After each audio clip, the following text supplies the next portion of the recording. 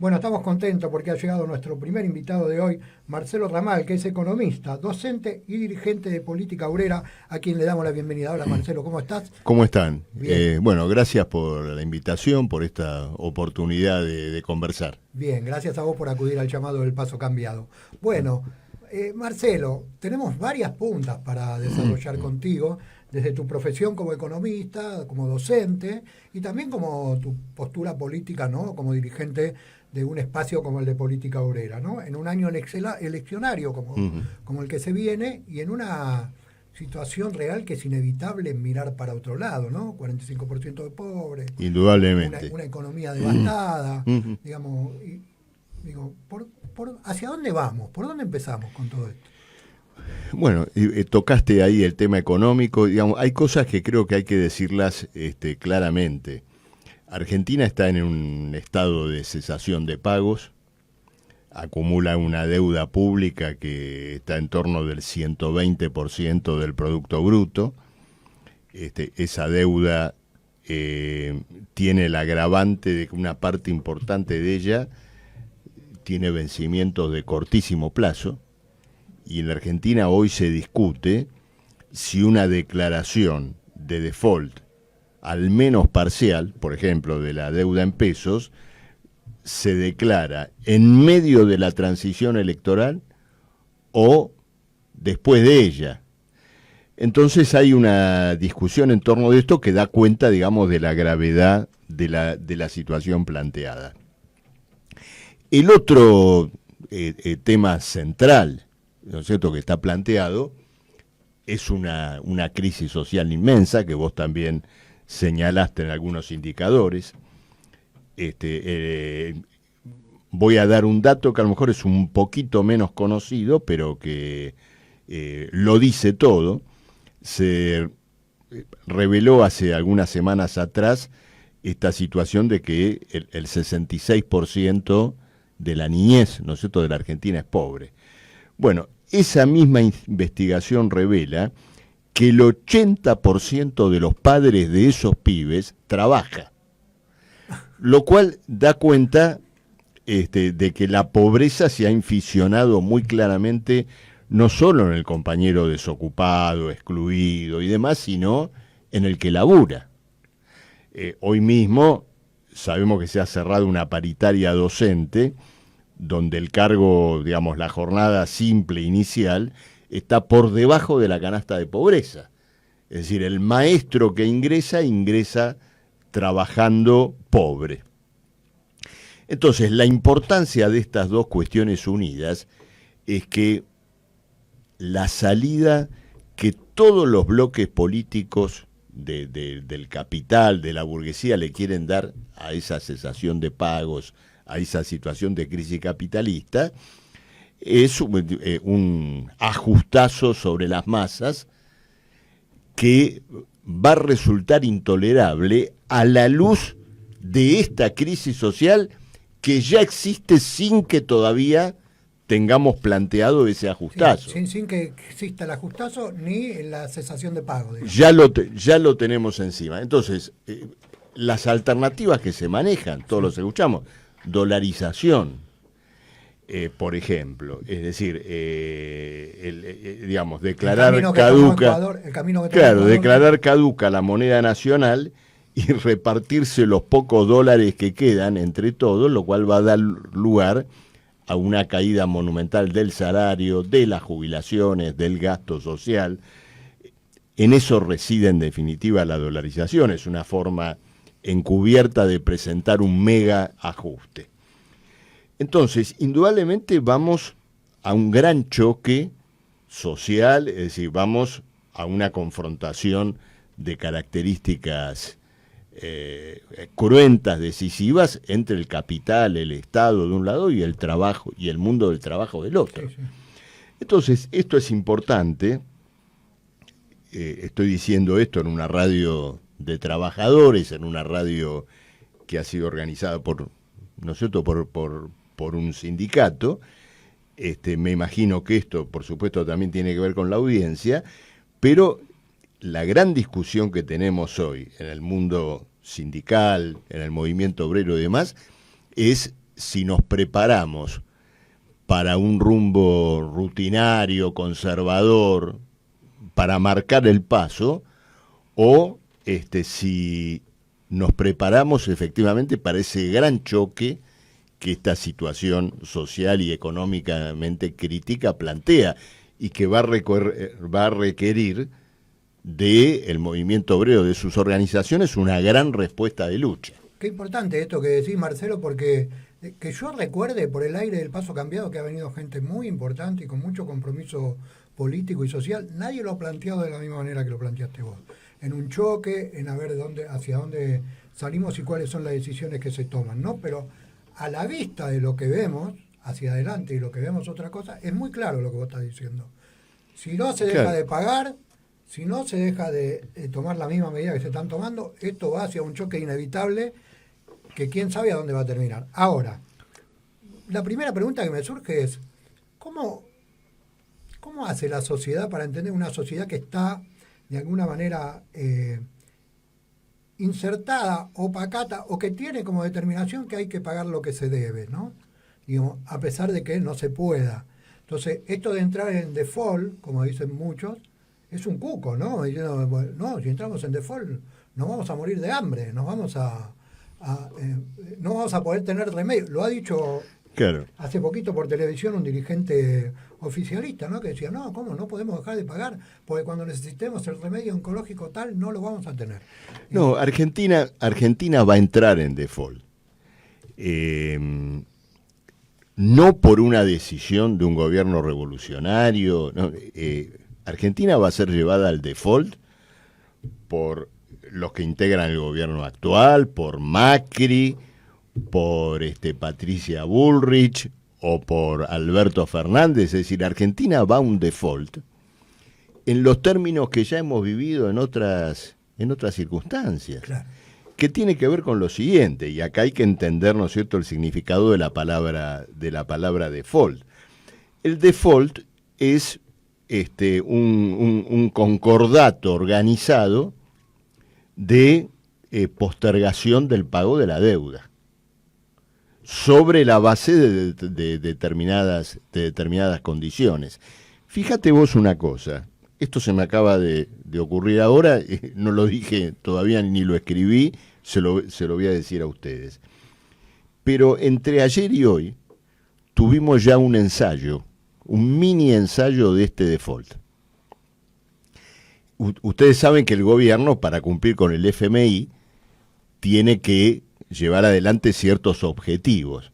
Juntar una cantidad de dólares en el Banco Central, ajustarle un montón a las maestras, a los enfermeros, a los trabajadores que están desocupados. Bueno, tiene que llevar adelante todos esos objetivos. Varios de ellos los llevó adelante. Por ejemplo, el ajuste de los salarios estatales y las jubilaciones, que van siempre por abajo y por detrás de la inflación. Sí, eso sí. Lo cumplió, pero no pudo juntar los dólares. Entonces, ayer se reunieron, Massa se reunió allá en la India con la directora del FMI, discutieron, bueno, le damos un changüí, es decir, ustedes no pueden pagar y seguimos discutiendo. Ya se ha producido un default. Ahora, ¿qué interesa? O sea, claro, dice, mira, pagar no podemos, no tenemos los dólares, no podemos cumplir con este objetivo. Es decir, que ya tenés el ensayo de la cesación de pago.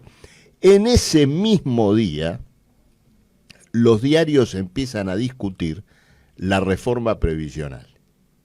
Una nueva reforma previsional.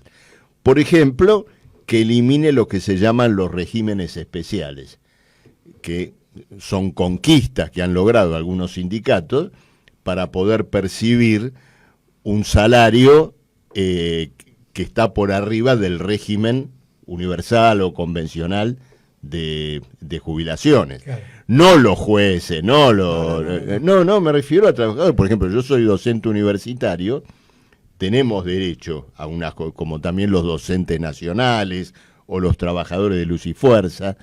Bueno, eliminar, ¿no es cierto?, esos regímenes especiales y seguramente declarar la obligatoriedad de la jubilación a los 70 años.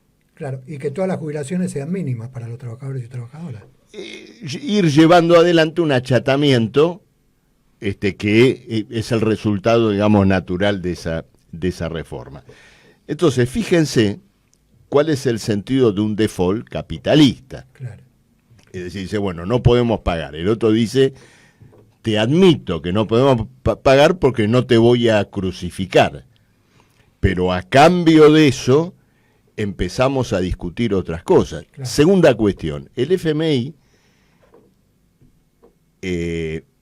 perdona al gobierno, admite este mini default, pero le dice lo siguiente: ¿por qué no llegaste con los dólares?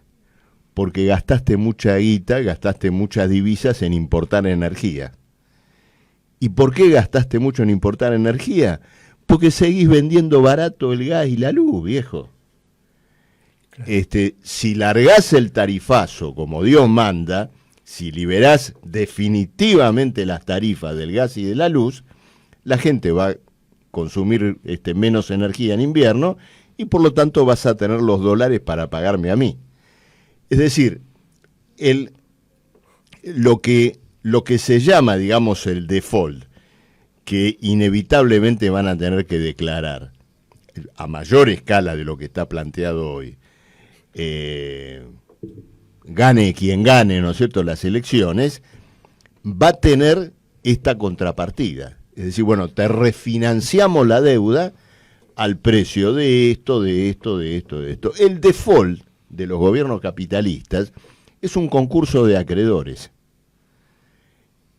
como el que ocurre en una empresa. Es decir, totalmente. La empresa quiebra, despiden a todos los laburantes, entonces después juntan a todos y le dicen, miren, no podemos pagar, a vos te descuento una parte de la deuda, y vos que sos laburante, te pago, sos el último y te voy a pagar el 50% en la indemnización. O llevate ese torno, que igual ya está viejo, y te lo doy, ¿no es cierto?, como parte de pago. Ahora, el repudio de la deuda tiene otro alcance. Es decir, una decisión que se toma soberanamente, que implica o pone de manifiesto el carácter confiscatorio de todo el proceso de endeudamiento, y por lo tanto no lo considera como refinanciación. Eso debería surgir, evidentemente, de una decisión, ¿no es cierto?, que el pueblo argentino va a tomar, pero no como resultado de una comprensión intelectual. Esto se va a colocar como un problema de sobrevivencia humana, social, digamos, en circunstancias... En una palabra, como un estallido social, como fue en el 2001. Claro, ¿no? Que en circunstancias extremas, sí, es decir, donde las cosas ya no se pueden manejar como hasta ahora. En 2001 hubo un estallido social, pero hubo un default capitalista. Sí. Bien, de todo esto me surge... El default fue pactado. Lo votaron en el Congreso a 4 manos, lo mismo que habían armado la deuda y lo mismo que gobernaron después. Claro. Y lo aceptó el FMI también, porque fue un concurso de acreedores. Es decir, el FMI dijo lo siguiente: Argentina no tiene un mango, no puede pagar. Bueno, ¿qué va a hacer? No lo vamos a fusilar. Hay que crear las condiciones para que vuelva a pagar. Entonces, ¿cuáles eran las condiciones? Llevar el dólar de 1 a 3.50. Y por lo tanto, hacer pelota los salarios, las jubilaciones, los gastos sociales. En el 2002-2003 se produjo, es decir, el salario se derrumbó. La desocupación aumentó enormemente y eso empezó a crear las condiciones para volver a pagar la deuda. Claro. Que fue lo que luego Labaña, Kirchner fueron armando de a poco. Claro. Entonces, este es el cuadro que tenemos, pero la comprensión de esta situación va a surgir cuando evidentemente se plantea una agresión todavía mayor a los trabajadores respecto de la que se está viviendo hoy. Hoy, digamos, un poco lo que hemos vivido en todo este último periodo es algo que podríamos llamar de la siguiente manera. ¿Cómo licuarte el salario, los planes, las jubilaciones sin que te des cuenta? Entonces viene una paritaria y se dice lo siguiente, mirá, vamos a hacer así, ahora recibís un 15%, en 60 días un 5%, 60 días otro 4%, después otro 3%, y al final de todo, entre puntas, vas a salir hecho respecto de cómo evoluciona la inflación. Entonces, ¿qué ocurre? Eso, a veces el propio trabajador, bueno, las organizaciones gremiales no lo deberían aceptar. ¿Por qué motivo? Porque es una forma perversa de destruir el salario. Cuando la inflación es del 0,5 mensual, del 0,2 hasta el 1, digamos, bueno, es como que ese desfasaje, eso de que te van pagando después de que aumentó la inflación, no se nota. Pero con una inflación del 5%, bueno, ahí ya no es joda. Vos imaginate lo siguiente. A vos te el segundo aumento te lo dan a los 60 días. En 60 días, el sueldo te cayó un 10%. Claro. Un compañero que cobra 100.000, ya perdió 10.000 pesos en 60 días. Ponele que dice, no, pero después te lo ajustan. Te ajustan para el nuevo periodo. Los 10.000 pesos no te los devuelve nadie. No. Lo que vos perdiste en el periodo en el cual la inflación se desfasó con el salario, eso ya está enterrado y perdido. Vos fuiste al supermercado durante esos 60 días y perdiste 10.000 pesos, te privaste de comprar mercadería por 10.000 pesos. Entonces, para las empresas, eso es mucho. Las empresas tienen un régimen de beneficios indexado. No te digo los acreedores de la deuda pública, claro, que tienen títulos ajustados con la inflación, con el dólar, van al ritmo, ¿no es cierto?, de la inflación mes a mes, semana a semana. El trabajador tiene ese desfasaje y ese desfasaje es mucho dinero para las empresas. Marcelo, una pregunta que me surge y que la voy a tirar, la quiero dejar picando. Quiero que, si se puede, dentro de esta mesa, porque ahora voy a habilitar a Claudio Gallo también para que te pregunte, que esta pregunta se conteste al final, ¿no? Digamos, yo la hago ahora para que los oyentes estén ahí atentos y los oyentes también. Digo, hay que apostar a los mismos métodos que se vienen tomando de todos lados, porque tenemos el oficialismo por un lado, la oposición fuerte por el otro, que es la oposición neoliberal, digamos, en este caso, que se están jugando el cuero para ver quién gobierna a partir del 2024. Ahora, todos los demás jugadores políticos, como el Política Obrera, como el Frente de Izquierda, hay que seguir apostando a los mismos métodos eleccionarios, o hay que impulsar a que esto que vos contás muy claramente, que va a ser un choque inevitable, suceda lo antes posible. Eso yo lo dejo picando para que después lo podamos analizar entre los tres. ¿Cómo que no? La gente Sí, te voy a contestar. Digamos, y ahora habilito a mi compañero de piso, Claudio Gallo, para que él te haga la pregunta que quiera hacer. Bueno, ante todo, bienvenido, Marcelo. Gracias, es un lujo Claudio, que estés acá. Yo pensaba un poco en la deuda externa mientras vos hablabas. Y se me ocurre una pregunta. El país que mayor deuda externa tiene en el mundo es Estados Unidos, que debe 30 billones de dólares. Y la deuda externa de América Latina, toda junta, América Latina Central, representa el 1,5%, el 2% nada más de la deuda externa global. Según los últimos datos que tenemos de 2022, el Producto Bruto Interno de todo el mundo representa menos de la mitad de lo que se debe en concepto de deuda externa. Es decir, el Fondo Monetario Internacional, el Club de París, BlackRock, los fondos de inversión, etcétera, etcétera, financian de alguna manera, ¿no?, mucha más plata de toda aquella que el mundo entero produce. Esto me lleva a cierta reflexión, porque yo me pregunto, si la humanidad debe mucho más de lo que produce, ¿de dónde sale la guita para seguir pagando y para seguir dándole créditos, por ejemplo, créditos de guerra a Ucrania, etcétera, etcétera?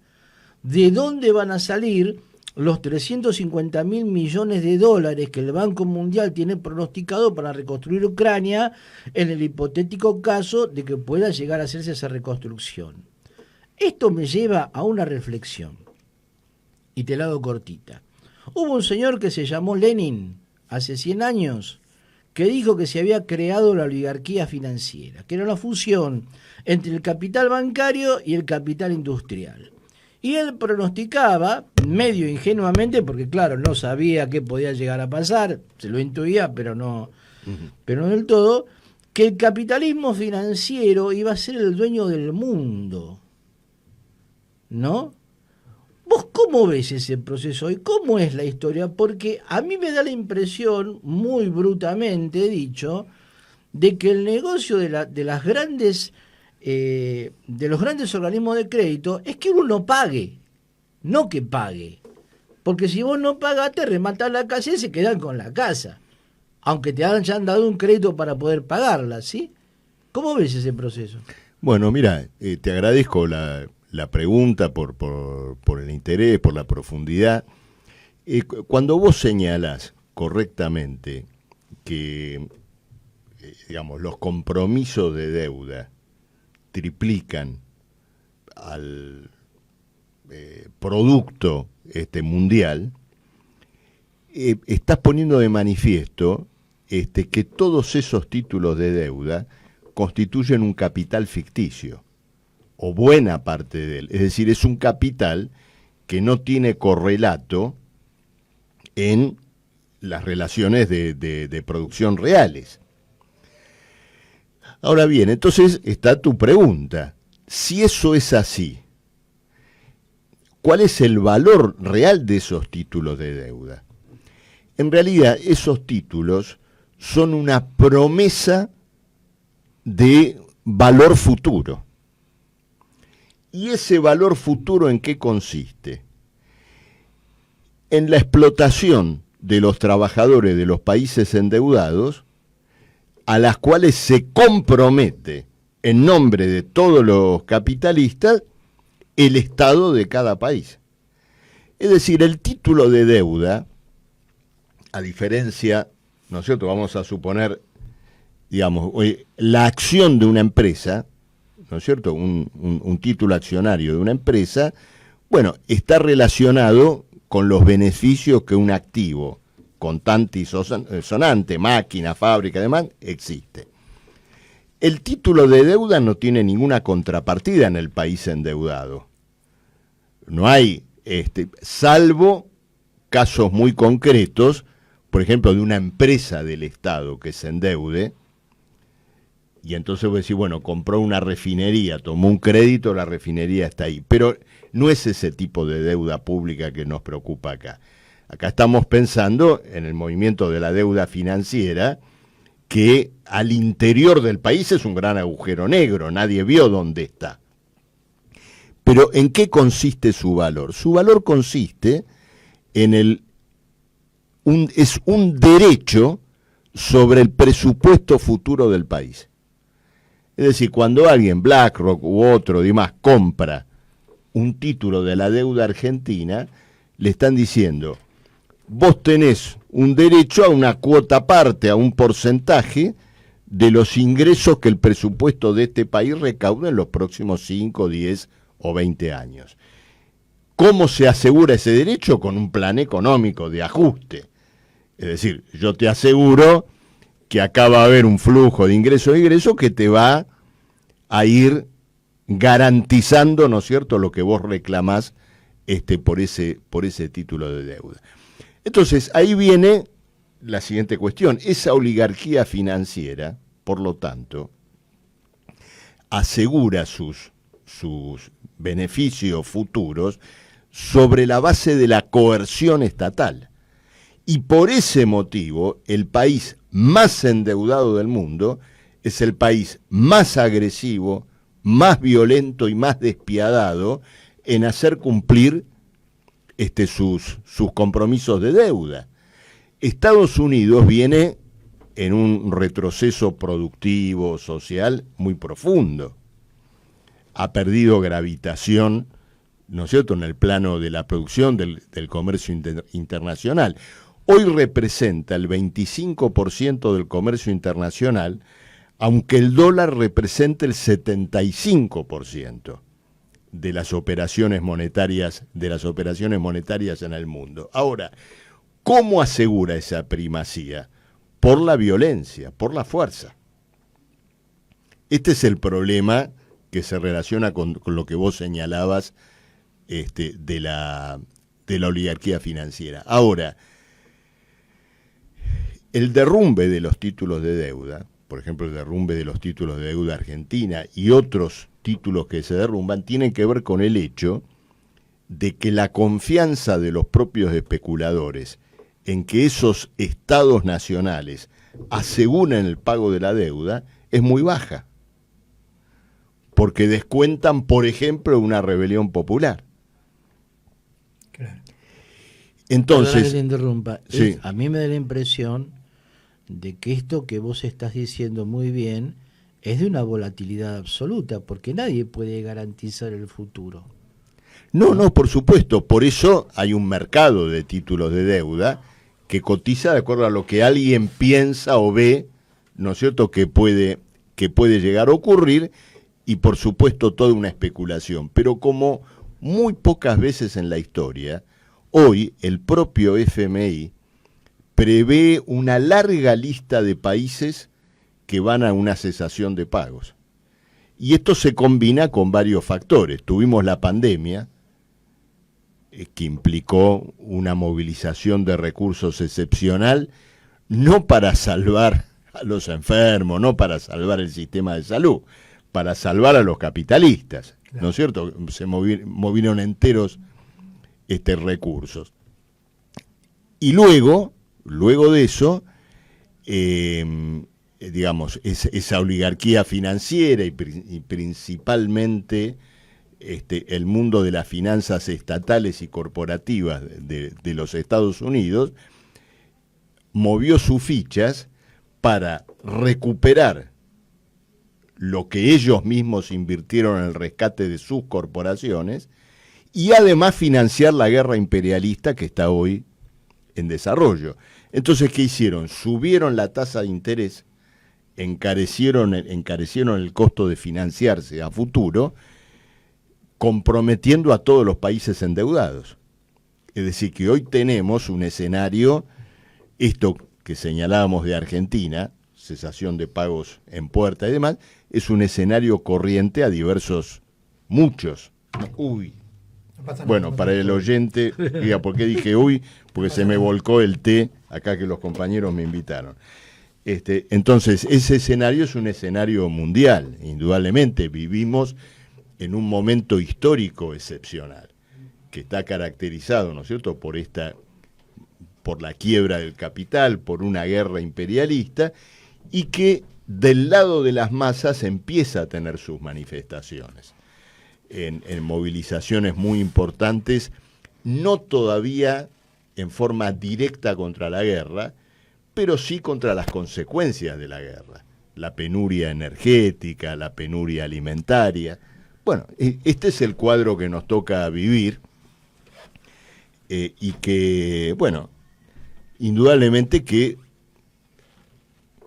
muchas veces, o una parte importante a nuestro juicio de la izquierda, o no lo ve, o lo banaliza, o lo deja de lado detrás de una visión más conservadora y rutinaria. O sea que en realidad esta guerra en Europa, gane quien gane, lo que está alimentando es al capital financiero. Sí, más allá de quién tenga la batuta, ¿no? Claro, es una guerra imperialista, porque ocurre lo siguiente. Primero, y frente a los que, es decir, en toda guerra, no podemos dejarnos de llevar o engatusar detrás de las minucias, de quién empezó primero, quién fue el que agredió, quién fue y todo más. Si vamos a agarrarla por ese lado, digamos que hay como mínimo, diría casi 2 décadas de provocaciones permanentes de la OTAN en toda la región, ¿no es cierto?, en los lugares que hoy son objeto de disputa. Es decir, la OTAN, Estados Unidos, ha trabajado intensamente para armar una cuña contra Rusia en toda esta región, influyendo, por ejemplo, políticamente en forma decisiva dentro de la propia Ucrania, para imponer gobiernos ultra reaccionarios, favorables a la OTAN y demás. Es decir, que está indudablemente el propósito, ¿no es cierto?, de consolidar un espacio de la OTAN en toda la región en disputa. Luego, por el lado de Rusia, sin embargo, no está la defensa de las viejas relaciones sociales que emergieron con la gran revolución rusa. El gobierno putiniano las ha repudiado y es hoy, digamos, un sujeto activo en la restauración del capitalismo. ¿Qué busca Putin en esta guerra? Reposicionarse en una inserción capitalista, principalmente en la Unión Europea. Por eso es correcto hablar de una guerra imperialista, en el sentido de que hay intereses de carácter capitalista, aunque yo personalmente no los coloco en el mismo plano ni considero que el régimen putiniano ya pueda llamarse un régimen imperialista. ¿Y cuál sería el papel de China en ese conflicto?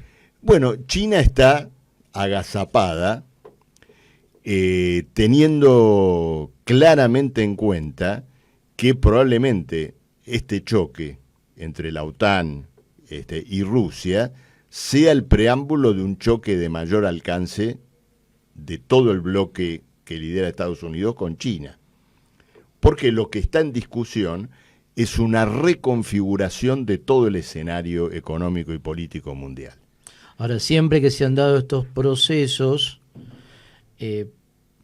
digamos que de alguna manera se han alimentado grandes procesos revolucionarios en el mundo. Totalmente, ¿no? La totalmente. Revolución Rusa en el 17, la Revolución China en el 49. Te robo un segundo a Lenin, ¿no?, que vos lo habías mencionado, y caracterizando esta época histórica que nos toca vivir, donde tuvimos la Gran Guerra de 1914, la Segunda Guerra Mundial, ahora esta guerra que tiene indudablemente un alcance internacional más allá del conflicto particular.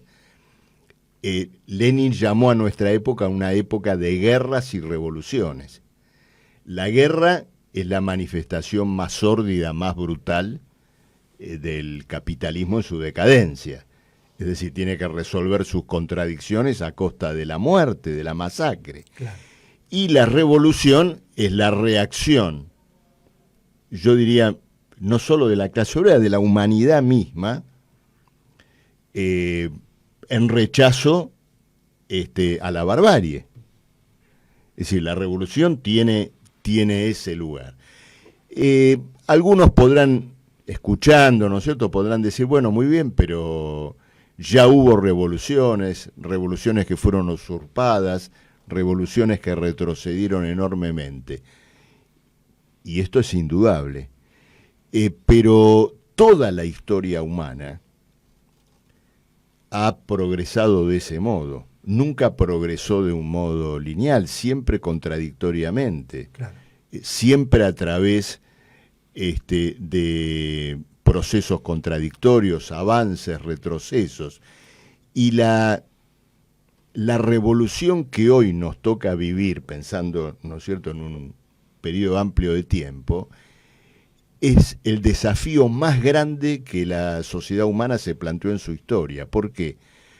Porque es la primera revolución en la historia humana que tiene que ser dirigida por los que no tienen nada, por los oprimidos.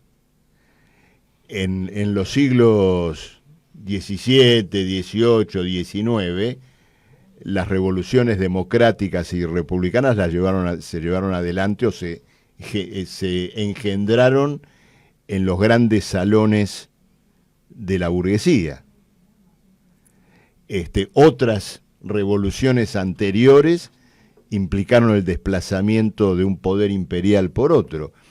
Esta revolución se tiene que discutir en las fábricas, en los socavones mineros, en las estaciones de subte, en los hospitales, por parte de quienes no tienen, ¿no es cierto?, otra herramienta o otra facultad, y lo que no tienen otra y nada menos que esa, que es la capacidad del trabajador de mover los resortes de la sociedad. Bueno, tomándote esto que acabas de decir, y como última pregunta, ya lo dejo a Claudito,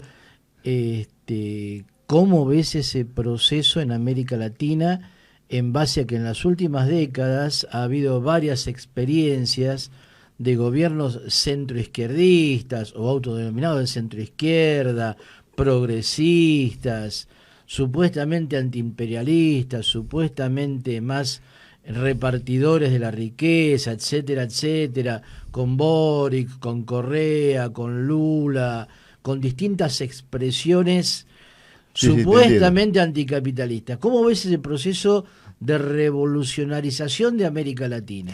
Bueno, es un proceso contradictorio, porque por un lado puso de manifiesto, no esos gobiernos, sino las rebeliones que los precedieron, la completa inviabilidad de la llamada ola neoliberal, que fracasó, que terminó retrocediendo de un modo general. El papel de este centroizquierda es evidentemente intentar encauzar esas rebeliones populares dentro del corset del régimen social y político existente. Es una empresa que va a fracasar porque el mundo no va a una conciliación, a una compatibilización, por todo lo que señalamos antes, ¿no es cierto? Claro. Me quedo con esto que decías vos recién, que puede llegar a ser la primera revolución que se va a discutir con los que no tienen nada, ¿no? Y en el mejor de los casos se va a discutir en fábricas, en socavones, porque hay un gran movimiento a lo largo de Latinoamérica y a lo ancho de gente desocupada. Claro, pero el desocupado, no tiene, pero el desocupado es un miembro de la clase obrera.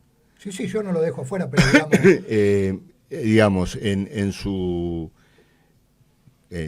esencia, digamos, es el compañero que simplemente está, ¿no es cierto?, en reclamo de un puesto de trabajo, no tiene otra cosa, no tiene tierra, no tiene animales, solo tiene sus brazos para ofrecer al capital, y el capital no tiene condiciones ni siquiera de alquilárselos. Pero si hay algo que ha hecho bien el capitalismo es hacerle creer a ese que solo tiene sus brazos para ofrecer que no le interese ofrecerlos.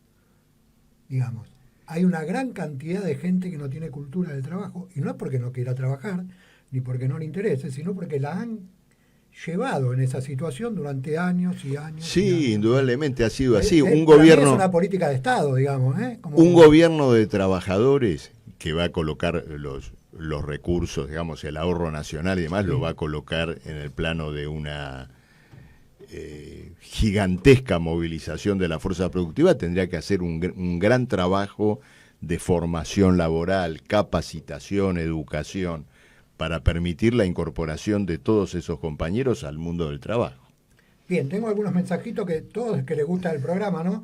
Ana Vilches Ose, que está del otro lado de la cordillera en Chile, igual que Ximena Vidal Pérez, que nos está escuchando desde Santiago de Chile, Eugenia Saldívar, que es integrante de acá de un programa de radio acá, y Cristian Alegre, y Estela Ramírez. A todos les gusta el programa, ¿eh? Bueno, y les gusta lo que está diciendo acá el compañero Marcelo Ramán.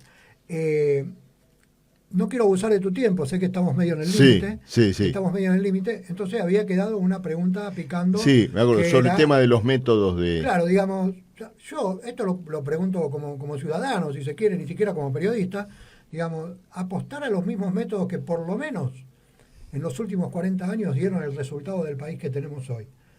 Digamos, 50% de pobres, como bien decías recién, Claro. trabajadores que terminan siendo pobres aún teniendo un trabajo en blanco, digamos. Y todo fue llevado de una manera muy... Claro, tu pregunta plantea dos aristas. Primero, digamos, una primera cuestión que hay que despejar. Los métodos siempre deben ser referidos a el interés social y el bloque o la clase social que los impulsa. Claro, El método característico de los Macri, los Fernández, los Milei, es la explotación política del voto popular, sí, sí. que se renueva cada tanto, que no admite la revocatoria, que distancia al Estado de la sociedad para poder llevar adelante los intereses de una minoría. Bueno, esos son los métodos, ¿no es cierto?, característicos de una clase social, de este régimen social y político que tenemos. Indudablemente, cuando los trabajadores van por sus intereses, por sus propósitos, no pueden servirse de los mismos métodos del capital para poder progresar. Esto no quiere decir que, por ejemplo, un proceso electoral no sea un gran recurso de agitación política para promover nuestra salida. Por ejemplo, en una campaña electoral yo puedo explicar en qué consistiría un gobierno de trabajadores, esto que expliqué hoy acá. Es decir, yo podría explicar en una campaña electoral los límites brutales de la sociedad que hoy va a dirimir sus disputas a través de elecciones. La única advertencia es que no termine pensando o adaptándome a que esa va a ser, ¿no es cierto?, la única vía o la vía que me va a permitir una acción política. Porque el desenlace de esta crisis se va a jugar en las calles, a través de una huelga general, a través de una acción de conjunto de la clase obrera, y la acción electoral está subordinada a esa iniciativa obrera general y nunca al revés.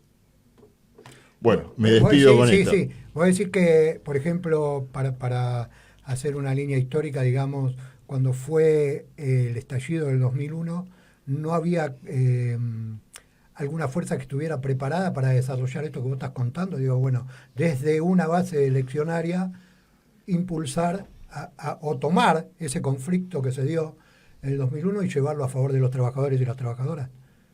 Bueno, habría que hacer un balance, digamos, de lo que fue, digamos, esa intervención. No te podría dar una respuesta sin discutir de conjunto cómo actuó la izquierda en el conjunto de ese proceso. Claro. Las asambleas populares, de qué modo, digamos, se actuó, digamos, frente a todo ese proceso. Y bueno, yo tengo un balance crítico de esto. Sí. Y por lo tanto la respuesta tendría que, ¿no es cierto?, que ser colocada, digamos, en el conjunto de esa realidad. Bueno, lo dejamos para otra entrevista. ¿Cómo no? ¿Cómo Bueno, no? muchas gracias por estar No, con por nosotros. favor. ¿Te quedó Gracias, algo- Marcelo. Muy linda ¿te quedó charla. algo pendiente? Es el momento. No. Bueno.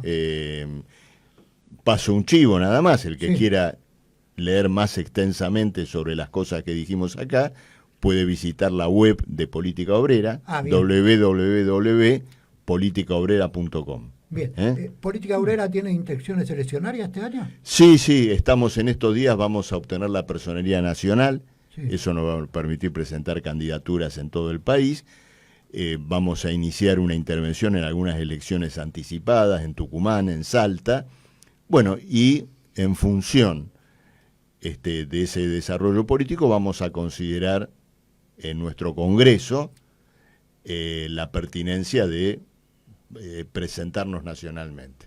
Perfecto. Gracias por venir. Estos micrófonos están abiertos para ustedes cuando ¿Cómo no? necesiten. En la próxima te seguimos preguntando. ¿Cómo no? Gracias. Recibí el resumen diario de politicaobrera.com en tu celular. Es fácil y es gratis. Agenda +54 911 73 60 08 17 y mandanos un WhatsApp. Listo. Ahora vas a recibir diariamente nuestro resumen con la situación nacional e internacional y las luchas del movimiento obrero desde una perspectiva socialista. politicaobrera.com